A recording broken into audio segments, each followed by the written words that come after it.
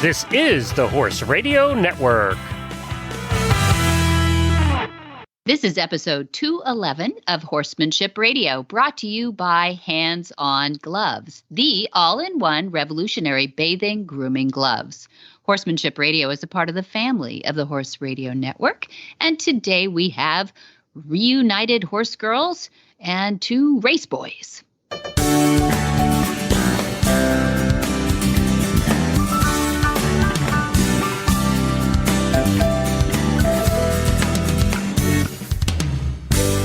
This is Debbie Laux, and you're listening to the Horsemanship Radio. Thanks for joining us. Horsemanship Radio airs on the 1st and the 15th of the month, and I have the us with us, my producer, Jen. Hi, how are you, Jen? Hey, I'm back. I can talk again. Yay. I know, I'm so happy you're over that laryngitis. I'm sure Glenn is happy to have you back at the microphone. I know I am. You know, I'm sorry. I couldn't talk for a little over a week, and we're getting a little thunderstorm, so I apologize if anybody hears that. Oh, and fun. I'm sorry. I'd rather work than have laryngitis. It sucked. Oh, that's a good point. That's true. That is true. It's not like you were on a beach sipping something. No, probably. It wasn't. Yeah, it wasn't one of those things at all. But yes, I got to go to the movement and meet so many fascinating, interesting, lovely people. And we're going to have to keep our little chit chat at the beginning kind of short today because you have so much to chat about with our guests. We do. But you were asking everybody what their takeaways were. Yes, I did. My takeaway was that good horsemanship can come from so many different backgrounds. The backgrounds and the outlook and the discipline and the age of the people who attended the movement, who obviously got so much out of it, was so varied. I was very surprised. Well, that's cool. I hadn't thought about that. You're right. People come from all over the country, all over, well, we even had, in this COVID time, we even had some international, but we also had a lot of disciplines, a lot of breeds, a lot of ages. But what we didn't have is a lot of boys. We have a lot of women. Well, I think that matches the demographic of the industry, people in America anyway. That's you know, true. that's true. Not surprising. But people who were competitors, people who used to be competitors and now just enjoy horses, people who were just getting started competing, people who had never had a horse in their life. Yeah. All over the map, professionals, amateurs, families. And that really surprised me. And it kind of taught me a little bit about, I need to broaden what I see, because I come, okay, you're not going to enjoy that kind of thing because you're an add a label. No, stop labeling, there you go. Yeah. No, I love that we've got a mountain trail out there now, a Mark Bolander designed mountain trail, and that we put everybody on that now too. Our veterans with post-traumatic stress in our programs, we take them out there and learn to breathe and get that transition horse, an OTTB, off the track, right up on that swinging bridge, and people just hardly believe it. But we're going to hear about some of that because we do have also Melanie and Elisabeth that were there at the movement, and then also we have Monty and Vinzenz Schiergen, son of a famous jockey and becoming famous himself, on today. So let's get to it. Let's get to it right after we hear from our title sponsor, HandsOnGloves. Well, I'm sitting here today with Jay Michelson of HandsOnGloves. And we were talking today about the horse that has sensitive skin, or the animal that has sensitive skin, Jay. And I wanted you to help me address that a little bit. I know you've got some features to your products, but I know you know more about it than I do. So what do you do? What do you say to the owner that has somebody with sensitive skin? Our gloves are made from surgical grade nitrile. So that makes them chemical resistant, mildew resistant, because you can bathe with them too. They're made to get wet. But across the board, there's no latex in them. So it's great for any animal, any people that have latex issues. There's no latex in it. They're just your hands. And if you have a thin-skinned horse or dog, they're cats, other animals. There are many animals that don't like to be touched in certain areas. But having the gloves on, it's just your hands. You get immediate feedback if you get to an area of that animal that is sensitive. And you can apply less pressure in those areas, and you can apply more pressure in the other areas. We have professional grooms that work from us. They groom for Olympians across the board, and these guys are phenomenal. And they did a study on mainly thoroughbreds, thin-skinned thoroughbreds, and they found out that most people are grooming too light. Oh, interesting. They're tickling the horses, and went in and applied just a little more pressure, and the horses loved it. And so that's kind of some of our experience with it. We have all kinds of animals and experience with that. I think you can throw these in the wash machine. Am I right? You can. Next time you bathe your animals with them, use the gloves. A little bit of soap suds up all the way. And what we do after we bathe our animals with them, we rinse them off, hang them out to dry, and they go back to new. You can throw them in the washing machine. Just don't put them in the dryer. And just throw them in the washing machine, hang them out to dry, and they go back to new. Well, Jay, how do people find out about you? HandsOnGloves.com. We have today Elisabeth Hauer, the MRILC intern. That's from the Monty Roberts International Learning Center intern, and a part of the Right Horse Initiative. She's a member of that, and also on the staff of When Plays Home, which is an adoption partner of the ASPCA's program. She's a trainer.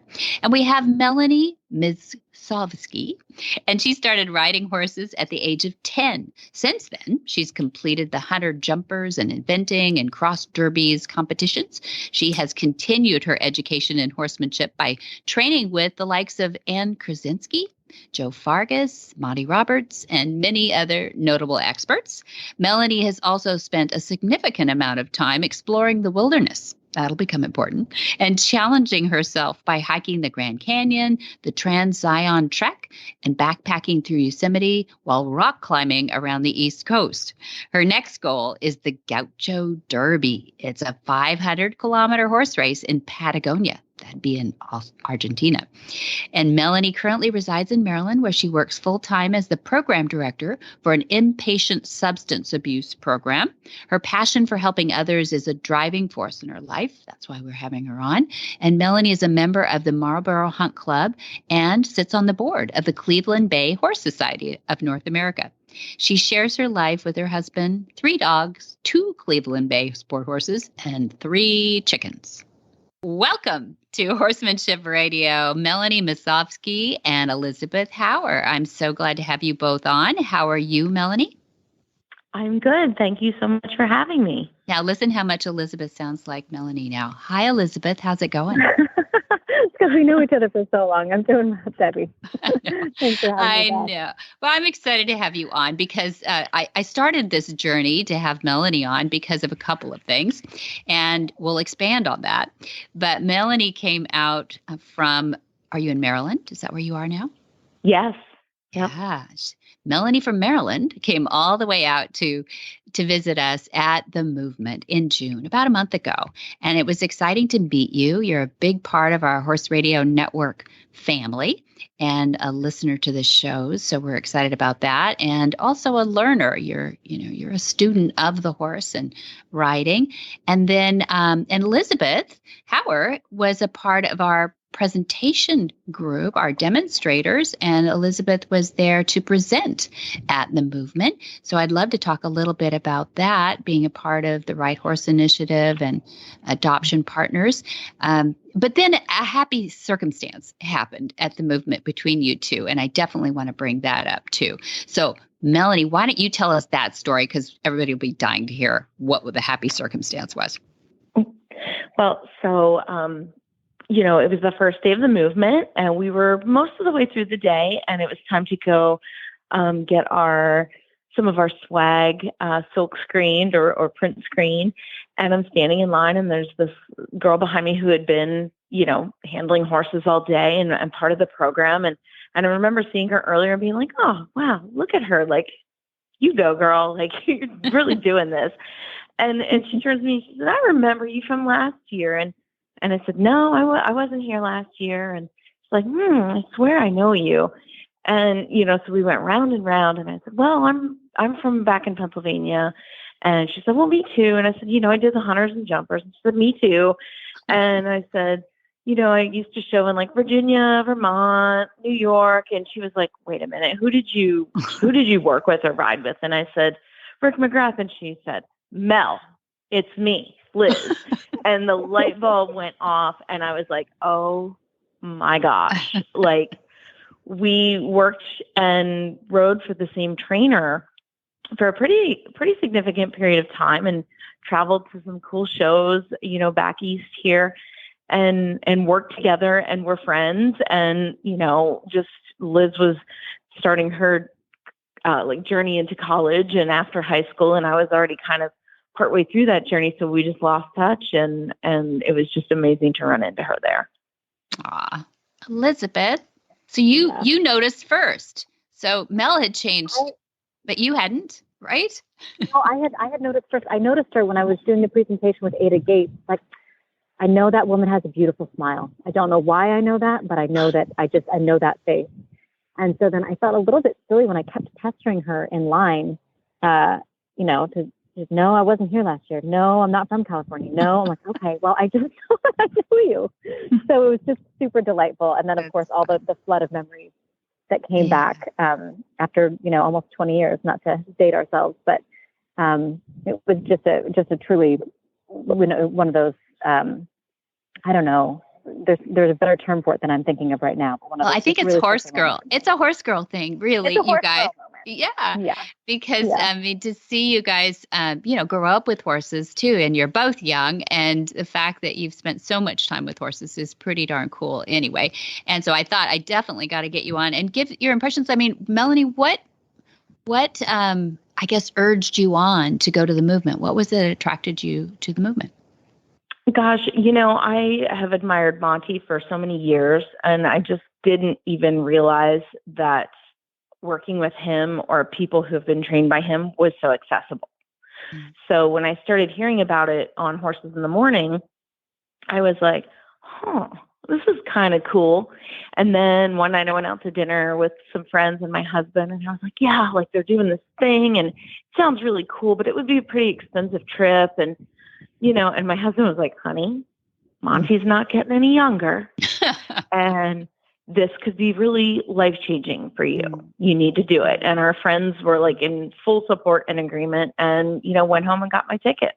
Awesome. And, fortunately a friend from here was able to come with me. So that helped just to have a buddy, and also, travel expenses and things were split. So that it just made it so possible, which was amazing. Yeah, really cool. And Elisabeth, what's your journey to the movement? Well, how much time have you got, Debbie? I know. Well, my journey to the movement this year was I just had so much gosh darn fun last year presenting with Simon that I thought I would just do anything to be a part of it this year. It's such a special experience. And this year it was really special to be back, because in the meantime, between last movement and this movement, I went through my intro exams and the advanced course and the advanced exams and the advanced, then passed my advanced tests. And so it was meeting the work and meeting the movement and recognizing what it means on a much deeper, more comprehensive level, having gone through all of that training over the past year and realizing everything that goes into not only the work, but also the farm, and what a great family, globally, internationally, that this has created. So it's just really special to have such a deep understanding of how wide spanning this really is. That's so nice.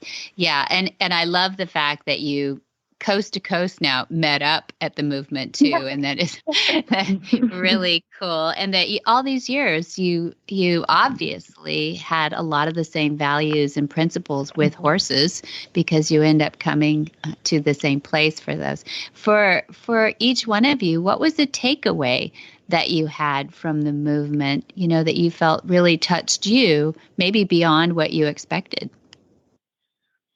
Melanie, you first? Sure.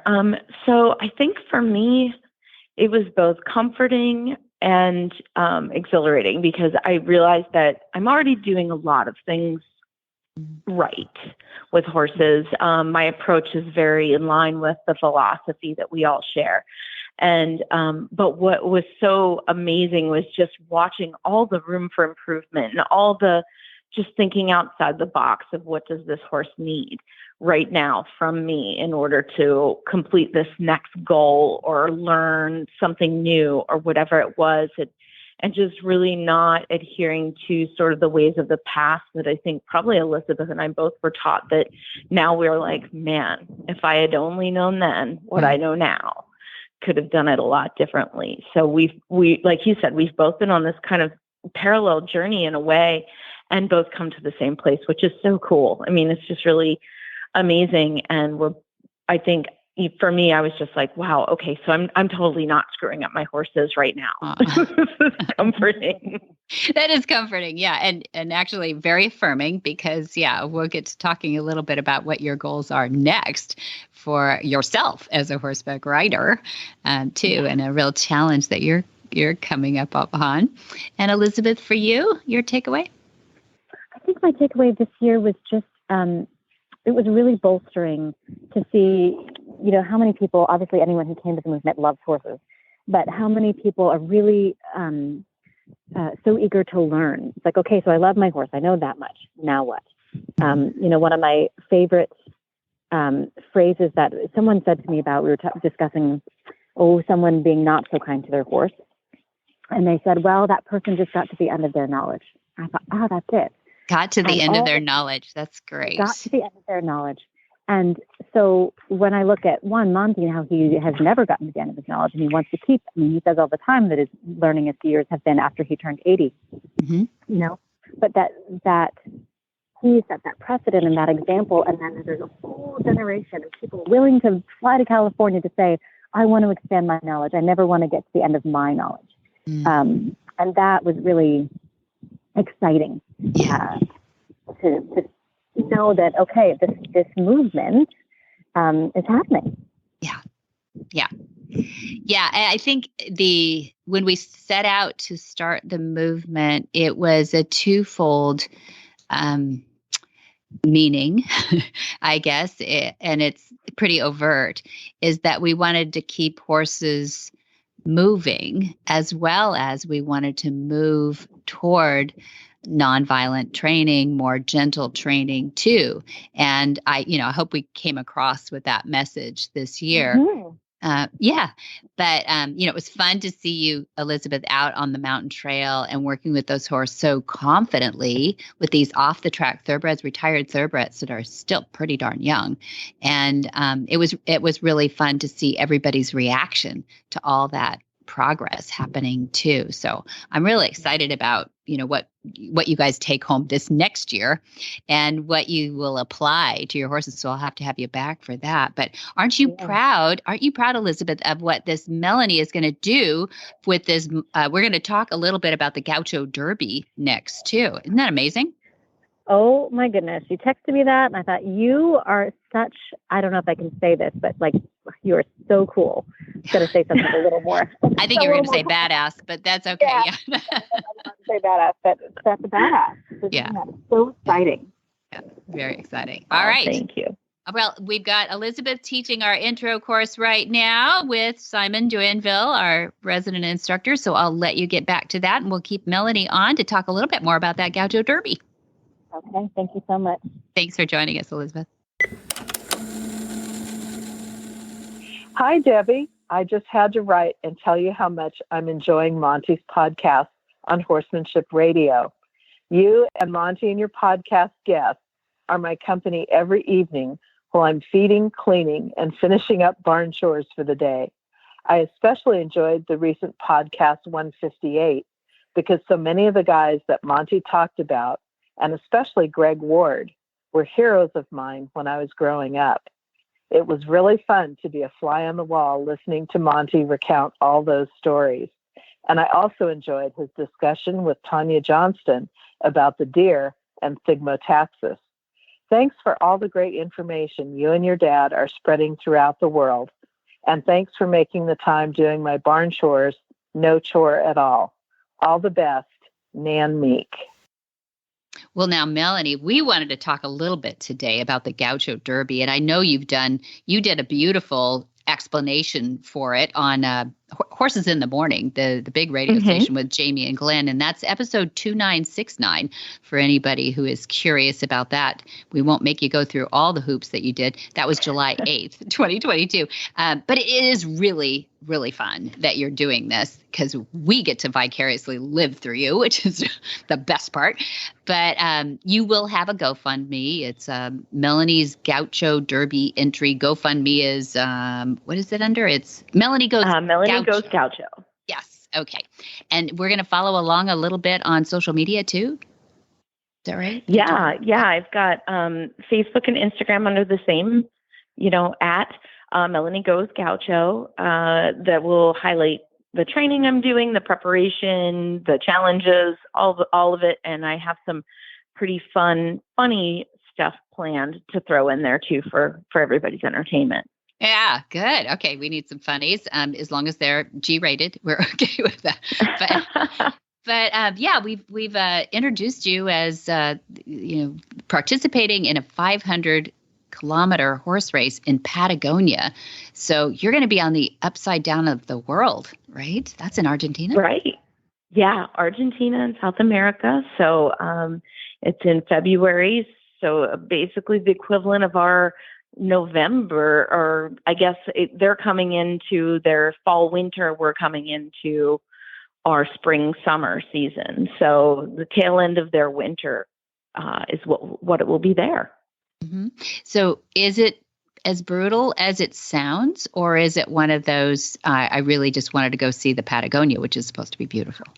I mean, I hope it's not as brutal as it sounds, but I believe that it is.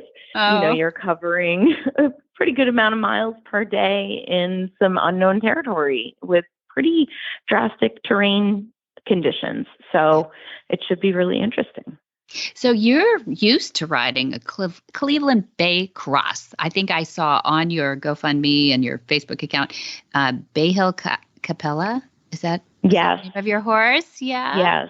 So tell us a little bit about him. He's not who you're riding in the Patagonia. I know. No, they provide the horses. Thank goodness, because I don't think I'd make it on him. Yeah.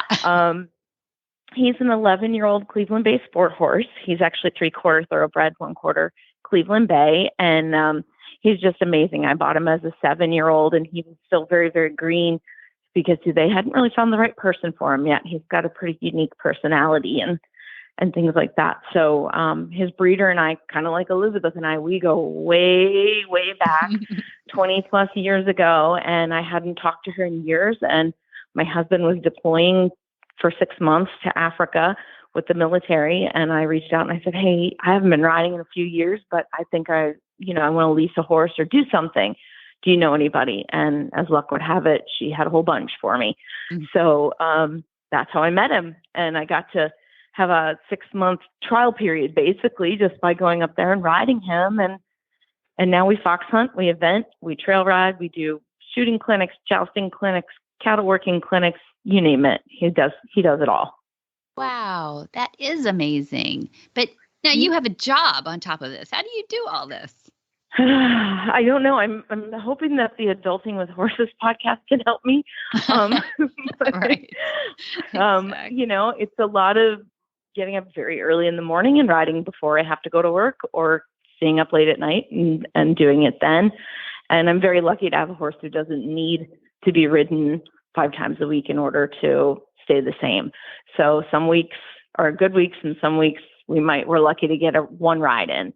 But I am a program director for an inpatient substance abuse facility. So yeah, it's pretty demanding. That is. Yeah, it is. That is a heavy responsibility. I'm glad for you that you have little horse therapy to go off to, right? Absolutely. We give it for our clients, and I need it just as much as they do. Do you use horses in your practice there or in the program? We do. Mm-hmm. Yep. They get to do therapy, as well as they get to do a little riding too, because everybody, let's face it, wants to get to ride the horse. They love playing with them and doing the therapy stuff, but the ride is really kind of usually a highlight as well, where they're really getting to face some fears usually. Is that it? So is it one of those things that they're challenged by, or is this sort of a reward? I think it's both. I can't tell you the number of clients that have said to me, I'll go, but I don't want to ride. I don't want to ride. I'm scared of horses. I had a bad experience, or I've never ridden a horse, or they're just so big. And I'm like, just give it a chance. Just go there. And if you're still not feeling it, you don't have to. But the woman who runs our program is just amazing at giving them confidence in matching horses and riders. And I mean, we've had one or two fall off over the years. Nobody with any serious injuries. And, they all come back and they're like, we rode and we did this trail and it was so amazing and so beautiful. And the horse, like, we were communicating. And I'm like, yes, that's what it is. Like, that's the whole point. Yeah, we got to get you to throw in a join up here and there too. Maybe they would have some fun with that. You got to know a little bit about that at the movement. So, my gosh, really powerful. Yeah, super powerful. So I love that you do that. You incorporate, you've got a foot in both worlds, which is pretty cool. And apparently it must not be too exciting because you have to go all the way to Patagonia to get some excitement in your life. But that's good. Do you ever find, like some of us, that doing therapy work for people who quote unquote need it also is therapy for you? Of course. I mean, I don't think there's a person who comes through our doors that can't teach me something and show me a new perspective. And, doing this work has opened my world significantly, not only culturally, linguistically, but also just the human experience. We're all so much more alike than we are different. And the horses just really bring that out in us. Yeah, that's good. I hate to lose hope in the human race, but I know there's things sometimes that challenge us with humans. And we crawl back to our horses saying, oh, at least you're accountable. Exactly. And your husband is a veteran of what military branch? Okay, so he was active duty Marine out of high school. Wow.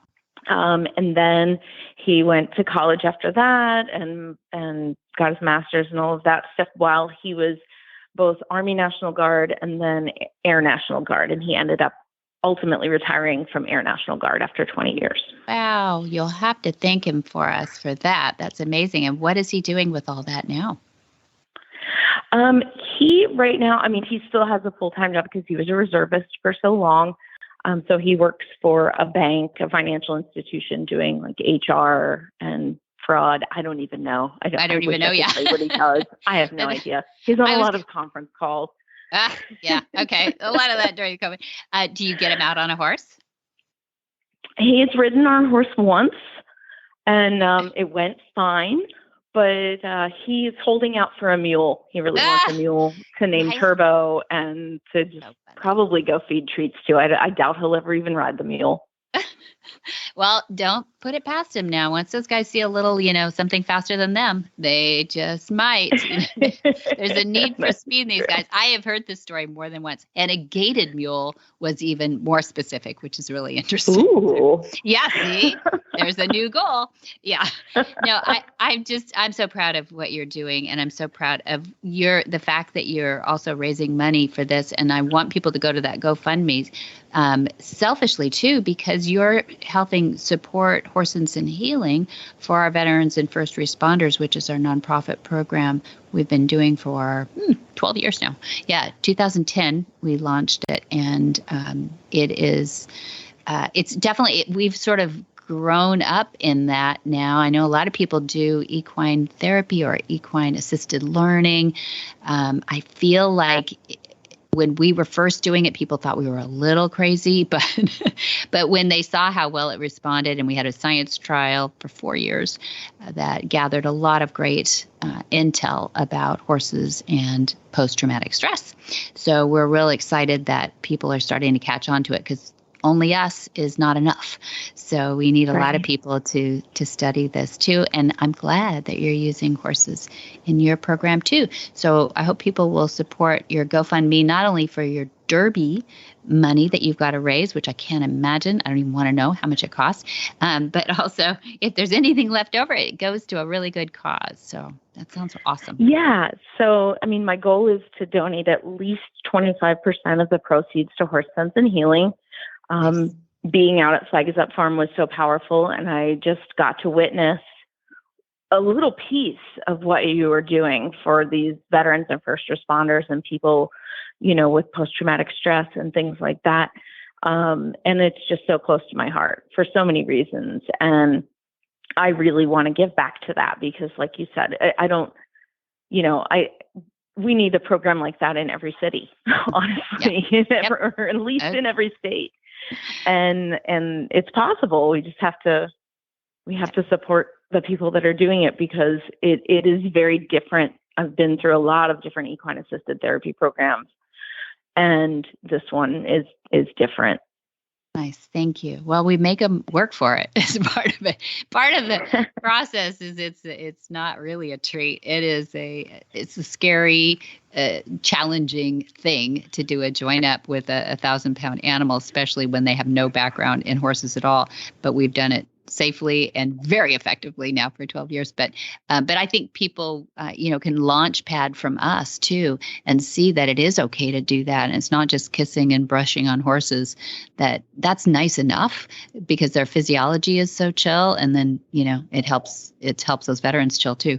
But it also can challenge them to help that horse trust and get their physiology down and safe. Yeah. So, yeah. Well, Melanie, would love to have you back. We'd love to follow you on the Gaucho Derby. Where do people follow you, find you? Besides the GoFundMe. You can find me, Facebook and Instagram. Just put in @MelanieGoesGaucho. Okay. And I'm on there, and I'm trying to post as much as I can right now, but I'm pretty early in the process. So, I'm going to pick up my new exercise bike tomorrow. That will help with my endurance training. And we're really definitely, I'm throwing my whole heart into this to be not only successful, but to finish really well and to represent horse sense and healing the best I can and just raise funds for that. And then who knows what's after that? Maybe the Mongol Derby, but probably not. Oh my gosh. Not from what I've heard, but good for you. Well, thanks for joining us today on Horsemanship Radio, Melanie. Thank you guys so much for having me.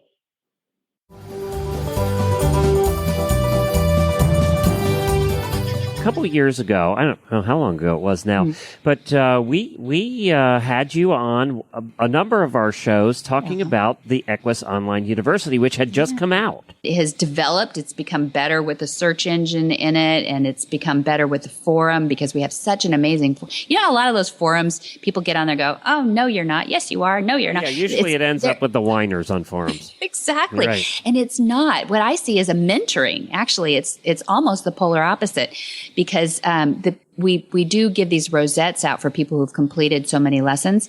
And once the rosettes started, now we have we're up to 5 rosettes for somebody who's watched every lesson. And you have those rosettes by your forum personality in your profile. And so you can really see who's watched all these things. So it gives them credibility when they come in and say, hey, have you watched this lesson? So people come on there and they're using it as a training tool, frankly, and they get on there. And I'm not bragging on the university as the greatest training tool, which I think it is, but it's also a great place for people to be mentored as they begin their journey with horses. It really is cool. So when they watch the lessons, and they can watch them over and over again as many times as they want, they get the lesson notes, they get audio, they get visual, and then they've got the forum to kick around too. Plus we've got now since 2004, every week, without fail, we put up a Q&A from Monty himself. He chose the question, he answered it, and we put it in a database. And that's actually free for everybody to search and get to. It's open on our Equus Online University. In other words, it's a non-subscriber open source forum too. Not forum, but a Q&A base. The forum is not. You're behind a subscriber wall for the forum, just so we know who's talking. But it's it's been an incredible experience actually to put these together with Stefan Peters and Will Simpson. You know who I'm talking about. These guys have won everything in their worlds, and Charlotte Bradals, and if I get started, Richard Winters, and so many guest lecturers that are on there too. So some people ask, why is it called university? Well, that's what a university is. It's not just one opinion. It's not just one deliverer. You know, and I think that's the difference between everybody is putting out a YouTube these days, and they're free. So people ask us sometimes, why do you charge like up to $10 a month? And well, it's expensive to make the university. Everybody knows quality is not cheap, but it's really our mission statement. And I know that sounds a bit trite, but it's true. When you've worked at it for 5 years, just to get all that quantified and on there, there are just almost no subjects we haven't covered at this point. But Dad and I were looking at the list, and he goes, "Hey, I'm going to be making videos well into my 90s." And I went, "Yes." So, promise and sign here. So we do have a lot of subjects left to go, and a lot of people we want to still get on there. What do you think of it, Glenn? Well, I think one of the things about training horses, same as training anything really, is that you're going through stages, and you're always coming up to a new problem to solve or a new issue to deal with. And what I like about the university now that you have so much content on there is that whatever issue you're running into, there's going to be something on there to help you. So not many people are going to go on there and watch all the videos because there's just so many of them. What you're going to want to do is go on there, and you're going to want to watch the videos that relate to the situation you're in currently with that particular horse. And that's what I like about it, is it has so much content now that whatever you're dealing with, you're probably going to find an answer somewhere, somehow. And if not, you can go to the forum. Yeah. So, that's what I really like about it, is wherever you're at now is where you can find that situation. Plus, YouTube is so full of crap now. And I'm not saying that every video on there is crap, but we all know what we're talking about. Yeah. There are some that are. And, one of the things that I really like about this is, you can trust it. That what you're seeing is something you can trust. I've tried doing repairs on appliances and things off of YouTube videos, and some of them are good, some are not so good. And one of the things I couldn't get back together again. So it was, that at least you didn't hurt yourself. That's right. Good. So that's what I really like about it. And for that, yes, it costs a few pennies to do it, but it's worth it. Nice. It's worth it to do it right. Yeah. Yeah, that's it. And it is tried and true. Everything on there is so tried and true. If not, they'd be throwing tomatoes at us in the forum. But it really does work. And we are so happy that so many people have been interested enough at least to go there, and I should plug in the website right now is www.montyrobertsuniversity.com because people can get a free day pass on there and go see what we're talking about, and check out that search engine too. You can put in the weird little keywords and you find all kinds of crazy stuff. It really is cool, and it breaks it down by not just the lessons first, then it goes into the Q&A database, and then it goes into the forum. So you can actually pick and choose where you pick up those keywords from too. So it's great. And then you also have little challenge questions, which I love, the little tests at the end. There's always 4 questions at the end of your lesson to make sure that, you were watching. And if you get it wrong, it just says, want to try again? And so by process of elimination, you get it right.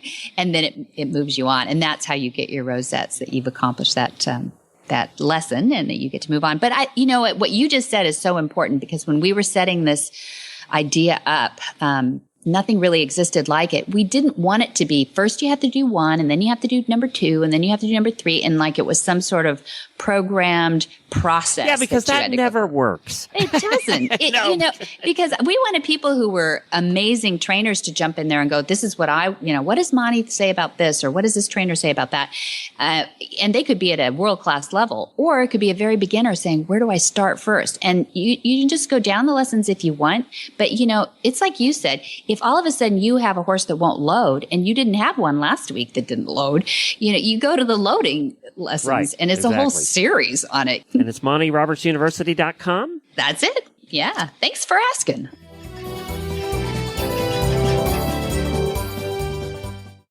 Vinzenz Schiergen is from Cologne, Germany, and grew up in the horse racing industry, having worked for several racehorse trainers in France, Germany, and England. He's 3 times champion amateur jockey in Germany on his own. He has a bachelor's degree in sports management, and his future goal is to become a trainer. And in his eyes, the Godolphin training start is the best opportunity that he could get to build a solid ground for a successful career. Oh, and did I mention that he also is the son of Peter Schiergen, who was a famous race jockey who Monty will mention in this interview as being very pivotal in his career. All right. Here we are with another one of those miracles in my life, really. It was way back in the 1970s when I was here on the farm and I was doing the buying of yearlings and selling 2-year-olds. And a sheikh got involved in the thoroughbred industry. His name was Sheikh Mohammed bin Rashid Al Maktoum. And he was the leader of a country called Dubai. And he was just getting involved. And I met him in England in 1989. And I told him about a young man, Satish Simar, that I adopted. I made him my foster son, and he was with me for about 7 or 8 years. And he really learned my concepts right down to the ground. And I was loaning him in the autumn each year to the boys in Lexington. Tailor-made. The tailor-made boys. The Taylor family. And so I wanted him to meet Satish Simar from Jaipur in India. But he wouldn't ask me. He wouldn't ask me, who is that boy? And finally we were in Lexington at the sales there, Keeneland Sales. And Sheikh Mohammed came up to me and he said, who is that boy? And I said, that's Satish Simar. He's from Jaipur. He speaks Urdu? And I said, yes, he speaks Urdu. And he said, I want that boy. Now what's happened in that 30 years or more? What's happened now? Satish Simar is the winningest trainer in the history of racing in Dubai. Seems irresponsible to say that because you don't hear about Satish Simar all that much. He doesn't travel the world. He trains right there. But he's won more championship in racing in Dubai than any other trainer. And so Sheikh Mohammed, in the meantime, he starts this thing called Flying Start. Right? Yeah. And it's Godolphin, through Godolphin, his organization. And then they start sending out young people that are promising to our industry. And I get a thing in the mail, I think it was, from a young man called Vinzenz Schiergen. And you see him sitting here. And he's with Godolphin Flying Start program. And he said, I want to go see Monty Roberts. I want to spend some time with Monty Roberts. I would like to learn about his methods. Can you believe the incredible circle around this globe of that kind of coming together? Who is Vinzenz Schiergen? He's the son of Peter Schiergen. Who is Peter Schiergen? 5 times champion jockey in Germany and 6 times champion trainer and currently the champion trainer in Germany. Now, how do I know that about Peter Schiergen? Well, he was the original rider of Lomitas, one of the most famous horses that I've ever worked with. And I've been so close to the Schiergen family that I babysat with this young man and his older brother too, and his younger brother who plays golf. And would you believe that Vinzenz here was a champion jockey? His older brother, Dennis. That's Dennis, was 5 times champion jockey of Germany. I can't begin to tell you what a pleasure it has been and what a gift it has been to have Vinzenz here with me. And if I could take everything I've learned and somehow put it in an envelope and push it into the brain of Vincent Schiergen, I would do it. You are looking at a young man that I tell you will be a champion trainer not too distant future from now. That's going to happen. He knows too much, he has too much background, and he really wants to be a good trainer of horses. And furthermore, this young man is ready to say, you know, I don't have to do training the way it's been done for 150 years or something like that, traditional stuff. I'm willing to listen to different and unique characteristics in training that Monty Roberts is famous for. And he has listened to me. And when this little tape is over, we're going to go put him on a filly that is so unusual in today's world of racing. You will keep your ear and eye out for her. She may be a champion. I'm hoping she will. It would round out the miracle that we're talking about. This filly's name is Ashley's Sandcastle. If you can think of a name, I mean, it's a crazy name. Ashley's Sandcastle. And she came to me through Phil D'Amato, who is the leading trainer at Santa Anita. And she came with about 20 head of babies for me to start for the year. And this one was a 9.9 for ambition, for tension, for nervousness, for ready to go. Oh my word. She has so much sensitivity you can't even believe it. But we're going to go do a video because Vinzenz has been riding her, and he sat on her yesterday, or day before yesterday. Yesterday, he sat on her as she backed up 20 feet from me and backed into the starting stalls and stand there. When in fact, the first time I ever touched her flank area with my top pole that tries to get them ready for the starting stalls, she wanted to kick my head off. Not that she's mean, she's just ultra sensitive.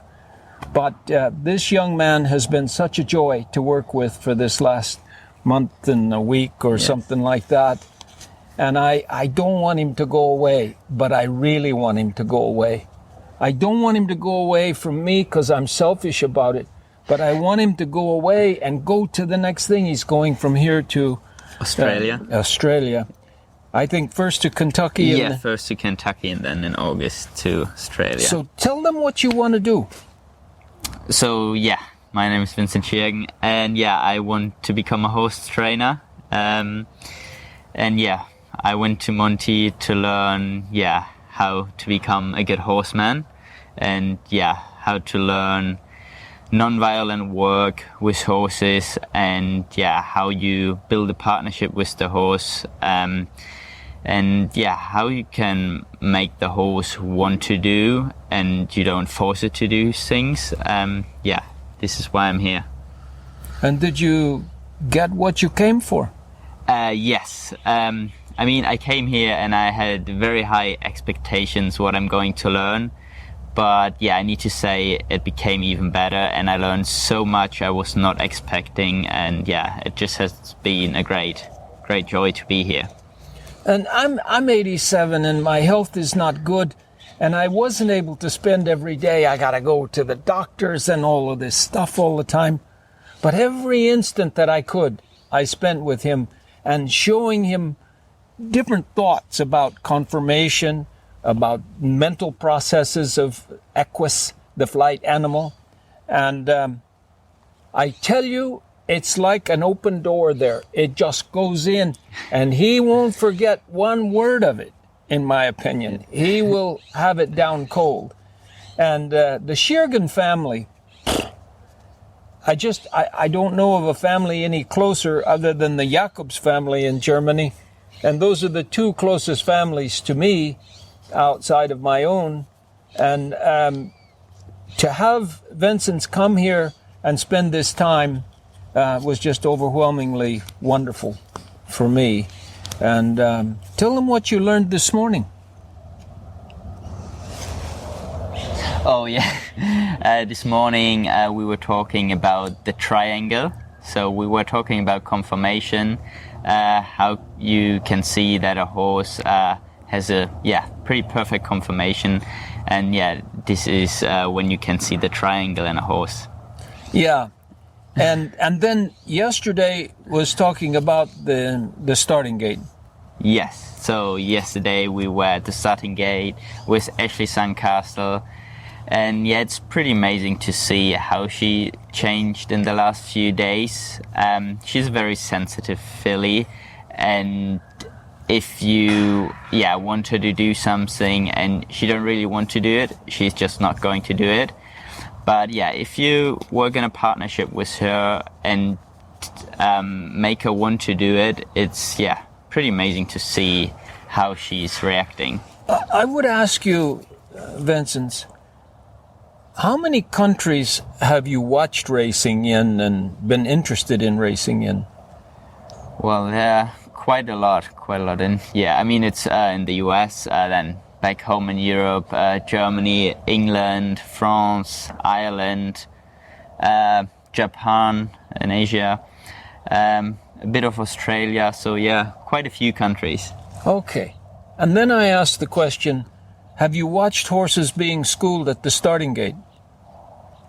Yes, I have seen them school. In almost all of those countries? Yes. Have you ever seen anything the way I do it? No, that was, the first time. I mean, I grew up in a race yard with my father, and because he met you with Lomitas, so he's using some of your techniques, so I was used to a bit of it, but what I saw here was even more, and it was just amazing to see it. Yeah, and what he's talking about is that I use a hallway system where they walk in the gate and then they walk out, but they're not on a racetrack. They're just in a hallway and they walk around in a circle and go through the gate and through the gate and through the gate, right? Yeah, that's right. And Peter Schiergen was the first trainer outside of my operation to put in a hallway. Yes, that's the true. first one. Now there's also one at Gestut Verhof in Sottrum in Germany. But we went further than that. Now we took the hallway system and put it on a line, and she is able to walk through, go around, back through. Either way, she can back through backwards or forwards. And whether the gate is, banging open or not, she's going to be quiet and be in there. Completely now a partner with me, yeah? Yes. And Vincent on her back, and she knows exactly when she's going to break and run. Yes, that's right. As soon as the gates open, she knows she can go. Like if there's banging around and the gates are still closed, she wouldn't move. But as soon as the gates are open, she's just going out. And a few months ago, even a few weeks ago, whoa, she was really sensitive. And anytime there was any little wiggling or anything, she was flying off the handle and would kick. And she hated the sides of the gate against her. But we've beat all that, haven't we, since you've been here? Yes, she's completely different horse now, and she just enjoys her work, and it seems like the gate is her best friend now. And we're going to try to get a video of that today, just before he leaves to go back again to Australia. And don't tell them about this in Australia, because they'll say, "Oh, you're crazy, that can't happen." But anyway, it happens, and I tell you, Ashley Sandcastle is a gift to me.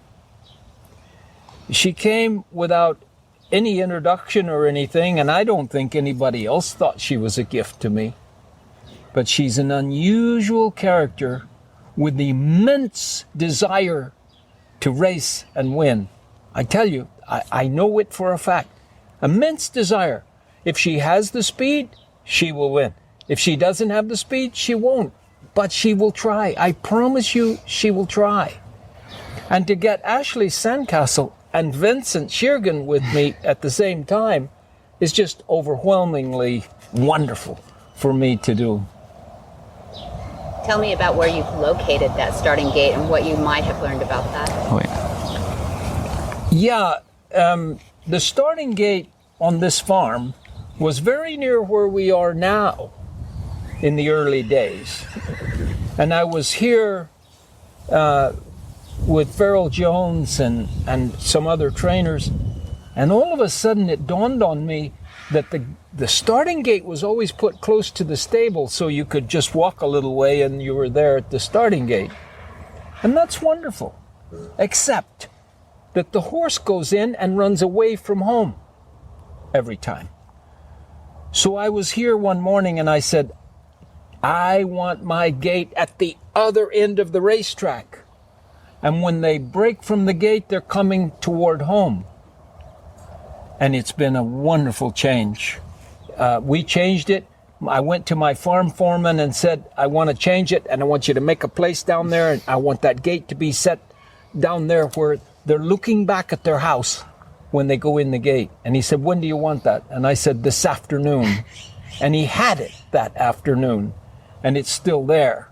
And my word, it makes a difference, doesn't it? Yeah, it's a big difference. And this is one of these many things I learned here, to just try to understand the horse and what is more comfortable for the horse. It makes life so much easier if you try to understand the horse, and then you know, okay, the horse is comfortable with that, it is not comfortable with that, I'm doing the comfortable way, and the work is getting so much easier.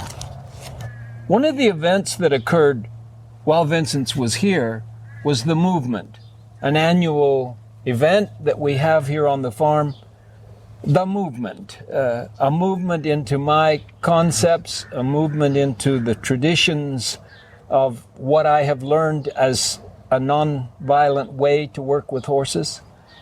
And during the course of the movement this time, I had a chance to work with Vinzenz and an Arabian filly. Yes. Wild kind of Arabian filly, but it was great fun, and I think the people enjoyed it very much. Yes, definitely. No, that was a great experience. I mean, she was, never ridden before, and she was quite wild. When we put on the surcingle for the first time, she was bucking for, I think, 2 minutes in a row. She wouldn't stop. And the next day I was riding her and she was just perfect. Yeah, that was pretty amazing to see that journey in such a quick time. It's so historical that people say how horses are not intelligent. They have a very low intelligence. And yet we're talking about a horse that was completely wild, bucking 2 straight minutes without stopping bucking for 2 minutes. And one day, and the next day, he's riding her around. They work something out in their mind with some intelligence somewhere. We now know that. And time will tell the scientists to do a little more study, because you have to give them confidence that you understand that they are flight animals. And flight animals think they're going to be eaten by things like predators, which human beings are. And so they act out. And that's not stupid. That is simply their species and their way of being intelligent. It's amazing how these horses can think things through. What are some of the unusual things that you learned while you were here? Well, one thing that was, quite at the beginning, we had a 2-year-old colt called Showtime Apollo. And I rode him on the track, and he didn't want to go to work. He just reared up, and I actually, fall down, jumped off 3 times because he was just, rearing up. And I didn't know what to do because I just had the feeling he just don't want to work and he's just rearing up so he knows he gets me off. And then, we started to put like blinkers on where we put tape on top so he couldn't see up. Upper half was taped off. Yes, the upper half was taped off. And then he was not rearing up anymore and he was, the most easy horse, and it was just a great joy to ride. And this is something you teach me, is that if the horse can't see where it is going, it won't rear up. And it's actually so simple, but I was not coming on it. And then I gave you a whip. Oh then you gave me the giddy up rope. So the giddy up rope is a great tool to ride horses with. If they don't want to go forward, then you use the giddy up rope. It's not a whip. It's not a whip. Just a rope, a very, very soft rope. And if the horse don't want to go forward, you just take the rope left and right, and it's going straight away. It's made of cotton yarn, and has a kind of a tassel on the end that the cotton frays out and makes a little tassel on the end. And you just flick it across in front of you like this, and boom, they go forward better than any whip. Huh? Yeah, for sure.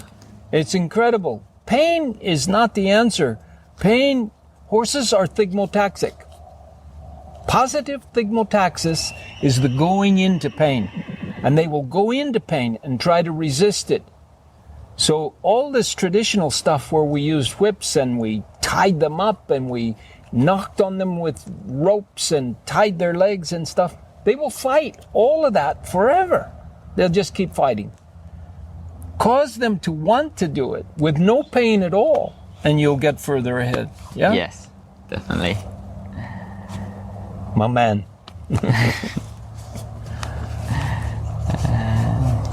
Talk about join up that I learned it. Yeah, okay. Oh, yeah? Wait, no money. Yeah. 5, 4. Was there anything else, like in the round pen or anything like that you learned that was new to you? Yes, for sure. I mean, the famous join up. I did my first join up here, and it was just great joy to see how you build a partnership with a horse by doing this join up. And I was working with different horses. I was working with some of the 2-year-old race horses.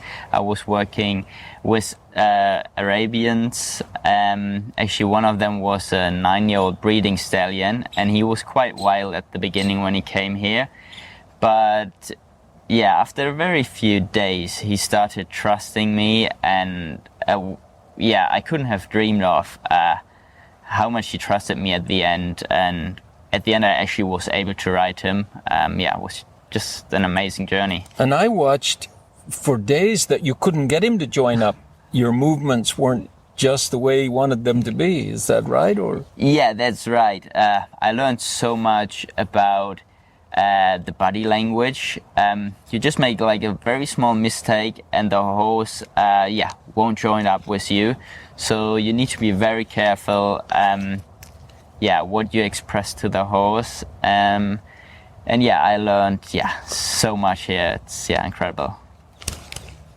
I guess I should make a rule with myself that the best things in my life, I should repeat them in any interview that I do. And so I would say Lomitas, and I would say Johnny Tivio, and I now would say Vinzenz Schiergen and Simon Stokes. Yeah. Those are people that mean so much to me. I say those horses' names and say people, but they're like people to me. Johnny Tivio won 4 world championships for me, and Lomitas was horse of the year after being in such a position that it looked like he had to be put down.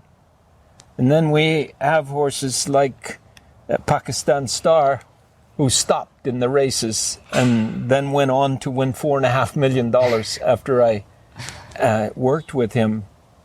It's incredible. It's a gift that just keeps giving. And that gift that I had of learning what horses are all about and how to communicate with them keeps giving. And recently, Vinzenz Schiergen was my gift. So I thank you for coming, and Thank I you very really much appreciate it, for and I want to everything. give my best to your family. Thank you very much. Appreciate that all. What in the wide world of sports is going on here? Where in the world is Monty Roberts? Monty is looking forward to meeting some new friends, two-legged and four-legged. In July, the last day of July, July 30, we have a Horsemanship 101. I had to get that one in there because it's so popular. It's the one-day foundational kind of everything that Monty's concepts have in a package that even if you don't know anything about a horse, you'll love it. Then we have in August, 1 through 5, the Gentling Wild Horse course. That's 5 days long. And then we have 8 through 12, we have my favorite, Monty's special training. And that's where we have one horse after another that Monty hasn't met, but they come with issues. They come with either the remedials, or maybe they've never been started, or maybe they've never been loaded. Sometimes they're ridden here. So we have Monty Special Training, August 8th through 12th. And then 15 through 31, we have an introductory course of horsemanship in August. That takes up through the month. We also have those broken into modules. As you know, we'll take 15 through 17 as module 1, 18 to 20 is module 2. That's the join-up module. Then we have 22 through 24 is module 3, long lining. And then, of course, we prepare for those intro exams, the 29 through 31. We're going to slip in there a Horsens and Healing, August 26 through 28. That's for veterans with post-traumatic stress and first responders as well. Is there a month at Flag is Up Farms that is not completely packed full of courses? Don't ask my resident instructor, Simon, that question. But if I were to ask Simon that, he would probably scratch his head and say, "Is that possible?" I know. I've never experienced that. Don't make me think about it. But that guy is so ambitious, and he's just been wonderful. He and his wife Yvette have a huge passion for the programs, and they're as we speak plotting ways to figure out how to get more programs into the calendar. It's a true story. That's how much they love the programs, and they love the people who come and participate in them. It's a true story. And by the way, Flag is Up Farm is open to the public during regular business hours.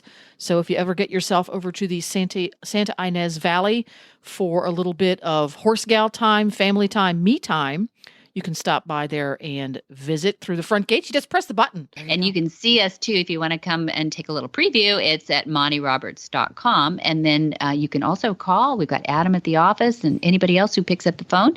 That's at 805-688-6288. The Monty's calendar is on that as well, so you can check out all those calendar dates I spewed at you a few minutes ago. Yes, the calendar is on the website. Everything is on the website. I'll just make it blanket statement. Yeah. Everything you need to know is on the website. There we go. Everything you need to know. Tabs at the top, all right? Tabs at the top. There you go. Mm-hmm. And for details about today's show, you go to horsemanshipradio.com, where you're going to find links, photos, and more information about today's guests and topics. And we love your feedback, and we love to hear from you. Great way to do that is on social media. Just go to Facebook, search for Monty Roberts. He's the one with the blue check mark. And on Twitter as well as Instagram, the handle is Monty_Roberts. And many thanks to our sponsor. And the sponsor is... we've got Hands On Gloves, Jay Michelson, who did us such an honor in putting a pair of Hands On Gloves in every swag bag. We had these really nice, weren't those nice swag bags? They were. Holy moly, a lot of good stuff in there. But the Hands On Gloves were one of my favorite, and I think everybody's favorite things that were in there too. So thank you, Jay Michelson of Hands On Gloves. And then, of course, Monty Roberts, University.com. That is why we started on this journey to educate everybody in the ways of the Monty Roberts concepts, but really, secret is those are the horses concepts, and Dad would be proudly agreeing to that. Be sure to visit all the other great shows too on the Horse Radio Network at horseradionetwork.com. Until next time, have many happy horse hours.